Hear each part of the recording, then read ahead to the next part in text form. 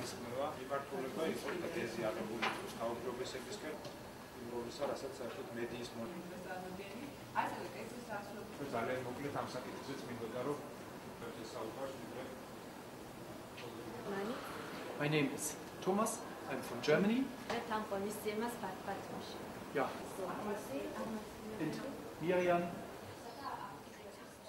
ჩვენ დღევანდელი ღონისძიების ჩატარების ერთ-ერთი მთავარ მიზანს წარმოადგენს ის, რომ ჩვენი დაწესებულების მიერ ეს აღიარებული და დეკლარირებულია ძალიან დიდი მნიშვნელობა, რომელიც ენიჭება მედია საშუალებების წარმომადგენლების აქტიურ მონაწილეობას იმ პროცესების გაშუქებაში, რომელსაც ჩვენ ვახორციელებთ.